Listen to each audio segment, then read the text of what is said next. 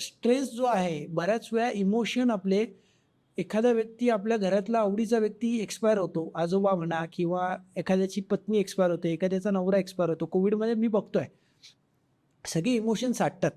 मग ते मणके कडक होतात, मान कडक होते, एखाद्याची किडनी, आता एखाद्या घरी जवळचा व्यक्ती वारला तर किडनी शृंक होऊन जाते, फायब्रोस होते, त्याची मूवमेंट होत नाही. जे लोक बँकर्स आहेत की ज्या लोकांना टॅकल करावं लागतं, सतत डिसिजन घ्यावे लागतात, त्यांचा डिओडिनम बऱ्याच वेळा इमोशनमुळे पॅक होऊन जातो. मग चयापचय होत नाही, सतत गॅसेस होतात, पोट फुगतं, मग कंबर दुखायला लागते.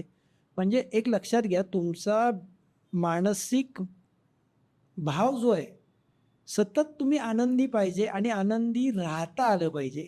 मना करा रे प्रसन्न, सर्व सिद्धीचे हे कारण.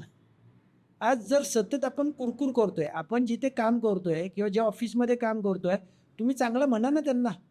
बऱ्याच वेळा आपण काय करतो, जिथे पैसे मिळवतो तिथेच आपण बऱ्याच वेळा त्याची कशी मारायची हा विचार तुमच्या डोक्यात असेल.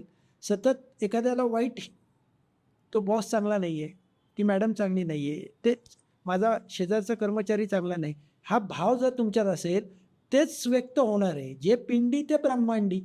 तुम्ही जे विचार करणार त्या गोष्टी घडणार आहेत आणि त्याचा परिणाम तुमच्या आजारावरती होणार आहे. हो.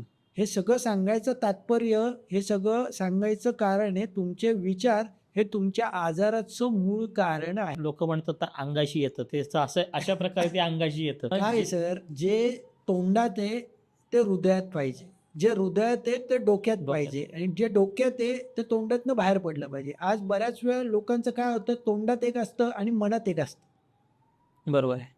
आणि त्याच्यामुळे मग सगळे आजार निर्मिती होतात. आज कॅन्सर जो वाटतो तो विचारांनीच वाटतोय ना. आज मणक्याचे कॅन्सर म्हणा, टीबी म्हणा, मणक्याचे किंवा इतर कॅन्सर म्हणा, हे सगळं होण्याचं कारण आहे अतिविचार.